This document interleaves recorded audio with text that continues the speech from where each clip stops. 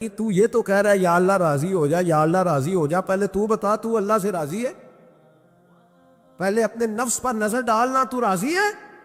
روز نہیں مانگتا کہ 2 کروڑ چاہیے، 6 کروڑ چاہیے انسان کا نفس؟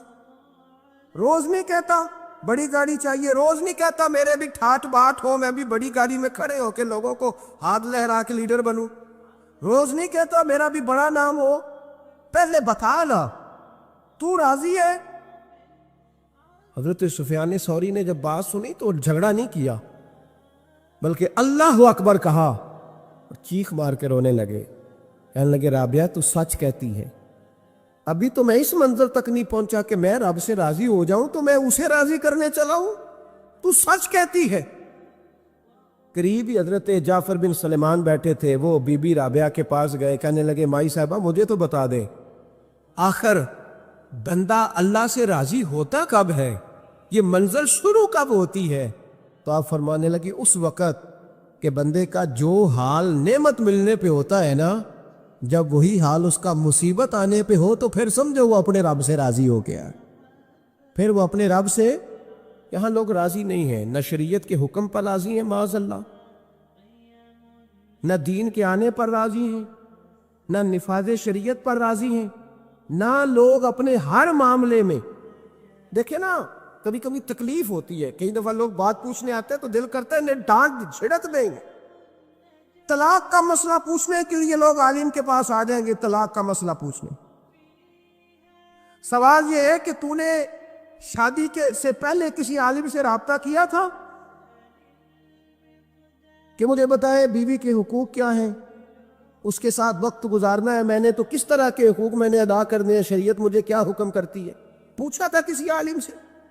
دین کی ضرورت پڑی تو دین کے پاس آئے، لیکن دین کو عمل کرنے کے لیے کبھی حاصل ہے؟ ضرورت پڑی تو آ گئے، حاجت ہوئی تو آ گئے، طبیعت لگی تو آ گئے۔ میں درجنوں بار کہہ چکا ہوں کہ جب کسی آدمی کے پاس لاکھوں روپیہ ہوتا ہے تو کسی پیر کے پاس نہیں جاتا کہ حضرت صاحب بڑے پیسے ہیں بتائیں شکر کیسے ادا کروں، لیکن جب ذرا دقت آتی ہے، حالات خراب ہوتے ہیں تو ہر پیر کا دروازہ کھٹکھٹاتا ہے، کہتا ہے کوئی تعویذ دے دے۔ تو بتا جب تیرا دین کے ساتھ صرف تکلیف کا رشتہ ہے تو راضی بالرضا کب ہوگا؟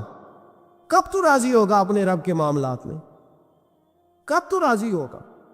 کئی دفعہ طبیعت میں تکلیف ہوتی، وہ حضرت صاحب حالات بڑے خراب ہوئے، پہلے آپ نے تعویذ دیا تھا تو صحیح ہو گیا، اب پھر خراب ہے میں دوبارہ آ گیا، تو دل کرتا ہے ان سے کہنے سے کہ یار ہمارے ساتھ تمہارا رشتہ خراب حالاتوں کا ہی ہے، کبھی صحیح حالاتوں میں بھی آؤ نا، بڑے خوش حالات میں بھی آؤ کہ اب حالات بڑے اچھے ہیں ہم حاضر ہیں، کوئی حکم کرے۔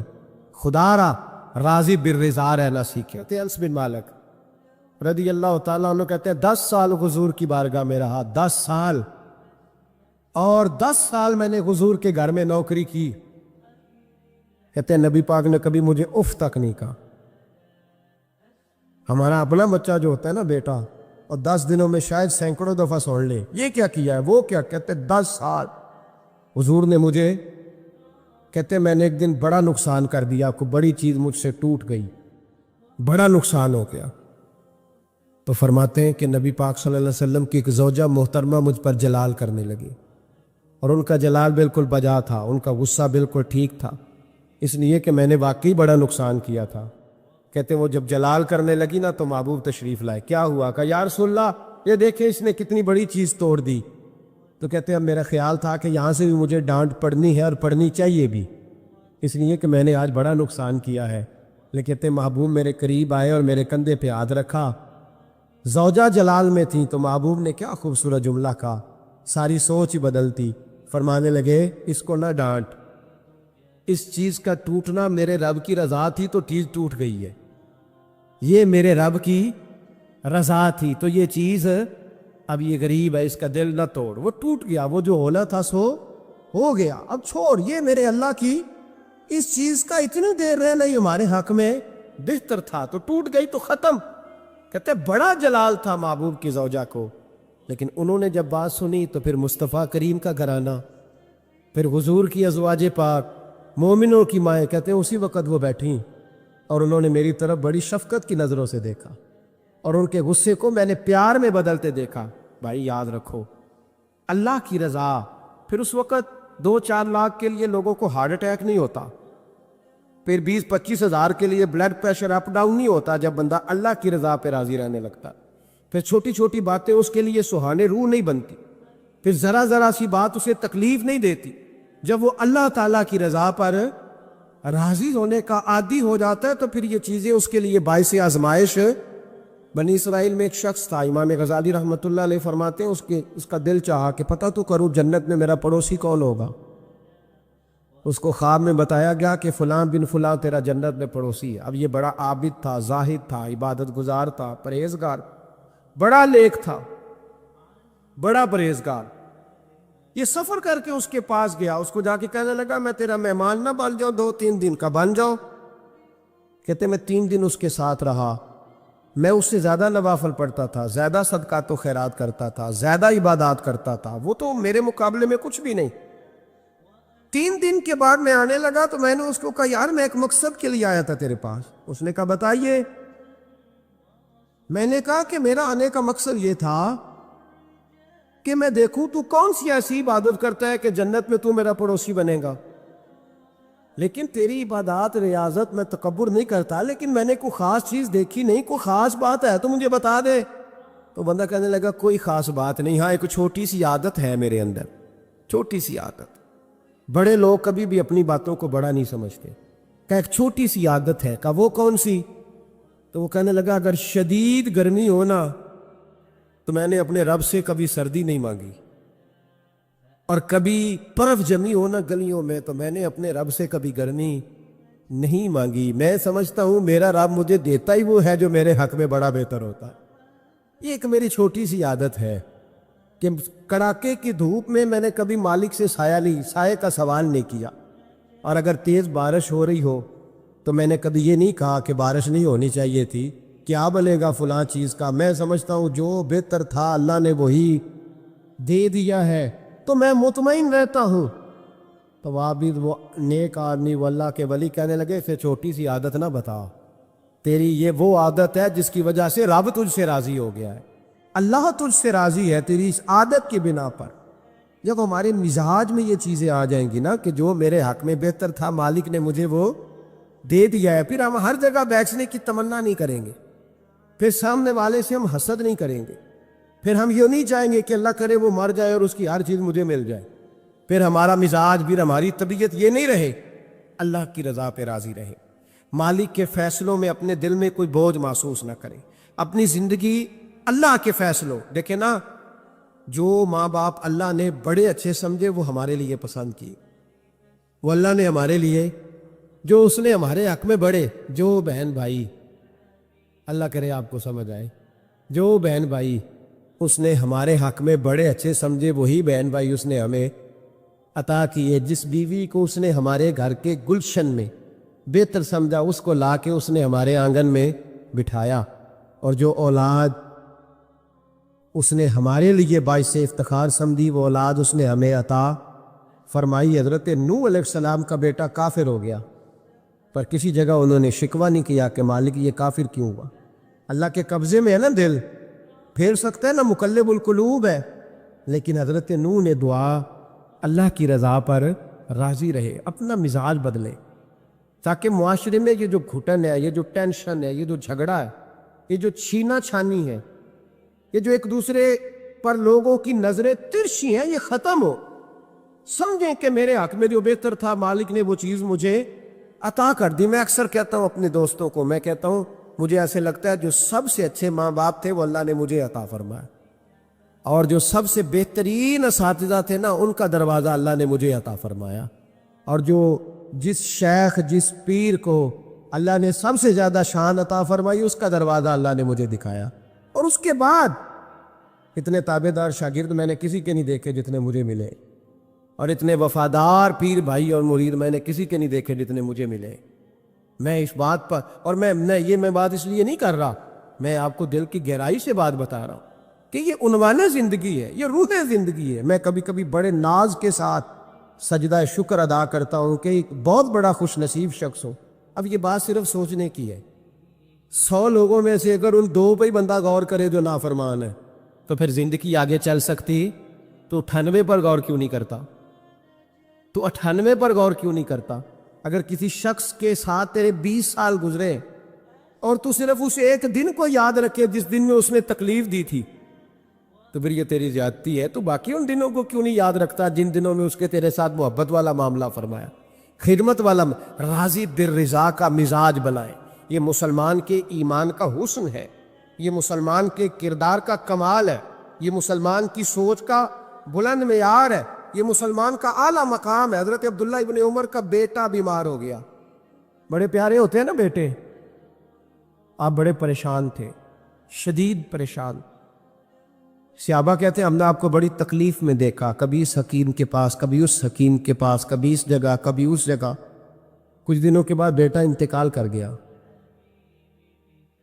لیکن کہتے ہیں جب ہم تعزیت کے لیے گئے تو ہم نے ان کے چہرے پر بہت ساری سکون کو، بہت ساری راحت کو دیکھا۔ بیٹا انتقال کر گیا، جب وہ بیمار تھا تو پریشان تھے، اب جب انتقال کر گیا تو سکون میں۔ تو کہتے ہیں ہم نے ان سے سوال کیا کہ حضور اس وقت آپ پریشان تھے، انتقال کے بعد تو لوگ زیادہ پریشان ہوتے ہیں، اب آپ سکون میں ہیں۔ تو آپ فرمانے لگے جب تک میری ڈیوٹی تھی میں پریشان تھا، خدمت کر رہا تھا، نوکری کر رہا تھا، اب میں اسے اس کے پاس چھوڑ آیا ہوں جو مجھ سے بہت زیادہ اس کا خیال رکھنے والا ہے، جو مجھ سے کئی ہزار گنا بڑھ کے اس پر توجہ کرنے والا ہے۔ اب مجھے پریشانی، اب میرا قریب مجھ سے کہیں بڑھ کر اس کا خیال رکھے گا، اسے سکون دے گا، اسے راحت دے گا، اور میں اپنے رب کے فیصلے پر بڑا راضی ہوں۔ اس نے جو بہتر سمجھا اس نے میرے حق میں وہ فیصلہ۔ حضرت ابن وقاص رضی اللہ تعالیٰ عنہ بڑے مستجاب الدعوات بزرگ تھے، مستجاب الدعوات۔ حضرت عبداللہ بن صائب رضی اللہ تعالیٰ عنہ فرماتے میں حج کرنے گیا تو میں طواف وداع کرنے گیا، حج کا آخری رکن ہوتا ہے، پس آتا ہے نا آفاقی حاجی تو طواف وداع کرتا۔ کہتے جب میں طواف وداع کرنے گیا تو طواف وداع کے موقع پر میں نے دیکھا کہ جتنا رش حجر اسود کے پاس ہے اتنا ہی حضرت ابن وقاص کے پاس بھی ہے۔ شاید سمجھ نہیں ہے یہ آپ کو میری بات۔ حجر اسود کے پاس بہت بڑا رش ہوتا ہے، ہر آدمی کی خواہش ہوتی ہے بوسہ لینے کی، تو جتنے لوگ وہاں کھڑے تھے اتنے ہی لوگ حضرت سیدنا ابن وقاص رضی اللہ تعالیٰ عنہ کے پاس بھی کھڑے تھے۔ تو کہتے مجھے تعجب ہوا، عبداللہ بن صائب کہتے میں بھی ان کے پاس جا کے بیٹھ گیا تو میں نے دیکھا کہ وہ نابینا ہے، آنکھوں سے نظر نہیں آتا، لوگ ان کے پاس دعائیں کرانے آ رہے ہیں، اور فرماتے میں نے عجیب حال دیکھا، بیمار ترین شخص ان کے سامنے آ کے بیٹھا، حضور میرے لیے دعا کر دیں۔ تو فرماتے انہوں نے دعا کے لیے ہاتھ اٹھایا تو وہیں اسی وقت میں نے دیکھا اللہ نے اس بندے کو شفا کا فرمایا۔ میں نے دیکھا مقروض دعا کرا رہے ہیں، بیمار، بے اولاد، جو بھی دعا ان سے کراتا اللہ اس کی حاجت کو پورا فرما دیتا۔ حضرت عبداللہ بن صائب کہتے ہیں میں شام تک بیٹھا رہا، ہر نماز کے بعد رش ہوتا، میں دیکھتا رہا، فرماتے ہیں شام ہو گئی، لوگ دعائیں کرا کے چلے گئے۔ جب مغرب کا وقت ہوا تو نابینا تھے، پھر بھی مجھ سے کہنے لگے عبداللہ ساری دنیا نے دعائیں کرائی ہیں، تو نے نہیں کرانی؟ تو صبح سے بیٹھا ہے بس دیکھے ہی جا رہا ہے، تو نے نہیں کوئی دعا کرانی؟ تو کہتے ہیں میں نے کہا حضور میں نے دعا نہیں کرانی، ایک سوال پوچھنا ہے۔ تو فرمانے لگے پوچھو۔ تو میں نے کہا حضور سارا زمانہ جو دعا کراتا ہے اور اللہ آپ کی قبول کرتا ہے، تو ایک دعا آپ اپنے لیے بھی کر لیں، اللہ آپ کو آنکھیں عطا فرما دے۔ مالک جو قبول کر رہا ہے تو ایک کر لے اپنے لیے بھی۔ میں گڈی تے ہتھ ڈور سجن دے، او جنج رکھے اونج رہنا ہے، او جنج رکھے اونج رہنا ہے۔ واجب نہیں جے وچ شریعت مندہ خسم لو کہنے لگے ایک دعا اپنے لیے بھی کر لیں۔ کہتے ہیں جب میں نے یہ کہا تو بن وقاص رو پڑے، اتنا روئے کہ ان کی ہج کی بند گئی۔ کہنے لگے نا، جب تک رب نے چاہا اس نے مجھے آنکھیں دی، اور اب اس نے بہتر سمجھا کہ میری آنکھیں نہ رہے، تو اس نے جو بہتر سمجھا میرے لیے کر دیا۔ میرا مالک میرے حال سے آگاہ ہے، اور میرے مالک کی حکمت ہے، اس نے مجھے جس حال میں رکھا ہے، اور فرمایا اگر اس نے مجھے اس حال میں رکھا ہے تو میں بھی اس حال پہ بڑا ہی راضی ہوں۔ میں اپنے مالک کے دیے ہوئے اس حال پر بڑا۔ مسلمان یہ سمجھ لے، اس پیغام کو پلے کے ساتھ باندھ لے۔ اگر اس نے جلد بازی دکھانی ہے، اگر اس نے بے راہ روی کرنی ہے، اگر اس نے اللہ تبارک و تعالیٰ کے فیصلوں میں مداخلت کرنی پھر یہ تو ممکن ہی نہیں. یہ ہو سکتا اس لیے کہ اس کی لگامیں کسی اور کے پاس ہیں، اس کے فیصلوں کا اختیار کسی اور کے پاس ہے. اپنے آپ کو اپنے مالک رضی اللہ عنہم ورضوا عنہ ذالک الفوز العظیم. اللہ فرماتا ہے میں ان سے راضی ہوں، وہ مجھ سے راضی ہیں، اور یہ بہت بڑی کامیابی. اپنی زندگی میں اللہ کے فیصلوں پر راضی ہونا سیکھیں، راضی ہونا سیکھیں. رب کریم کے فیصلوں پہ راضی ہونے کی عادت بنے گی تو ایمان مضبوط ہوگا، توکل مضبوط ہوگا، اللہ تبارک و تعالیٰ کی ذات پر بھروسہ مضبوط ہوگا، حضور کی غلامی میں پختگی آئے گی، شب و روز سکون کے ساتھ گزریں گے، زندگی اطمینان والی ہو جائے گی. بہت سارے لوگ ایسے ہوں گے جو آپ کو رزق کی نظر سے دیکھیں گے. شرط یہ ہے کہ یہ ارادہ کر لے، یہ ذہن بنا لے کہ جو میرے حق میں بہتر تھا میرے رب نے مجھے عطا فرما دیا، اور جو اللہ نے مجھے نہیں نہ دیا وہ میرے حق میں بہتر نہیں تھا. اس ارادے کو جب آپ پختہ کریں گے پھر ایمان آپ کو بڑی لذت دے گا، دین آپ کو بڑا سکون